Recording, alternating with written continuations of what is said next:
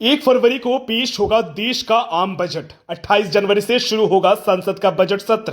2 अप्रैल तक चलेगी कार्यवाही। नमस्कार, मैं ओम कुंडू, आप देख रहे हैं सुसंवाद संवाद। संसद के बजट सत्र इस वर्ष 28 फरवरी से शुरू होकर 2 अप्रैल तक चलेगा। संसदीय कार्य मंत्री किरण रिजिजू ने शुक्रवार को इसकी जानकारी देते हुए बताया कि राष्ट्रपति द्रौपदी मुर्मू ने वर्ष 2026 के बजट सत्र के लिए संसद के दोनों सदनों को बुलाने की मंजूरी दे दी है।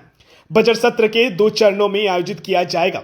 पहला चरण 28 जनवरी से 13 फरवरी तक चलेगा, जबकि दूसरा चरण 9 मार्च से शुरू होकर 2 अप्रैल तक समाप्त होगा।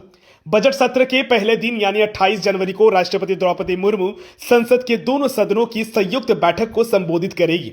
इसके बाद 29 जनवरी को वित्त मंत्री निर्मला सीतारमण आर्थिक सर्वेक्षण यानी कि इकोनॉमिक सर्वे पेश करेगी, जिसमें देश की आर्थिक स्थिति, विकास दर और आगामी चुनौतियों का खाका प्रस्तुत किया जाएगा। वहीं 1 फरवरी को देश का आम बजट पेश किया जाएगा। खास बात यह है कि इस बार 1 फरवरी रविवार होने के बावजूद सरकार ने उसी दिन बजट पेश करने का फैसला लिया है। वित्त मंत्री निर्मला सीतारमण का यह 9वां आम बजट होगा, जिसे लेकर आम जनता, उद्योग जगत और निवेशकों की नजरें टिकी हुई हैं।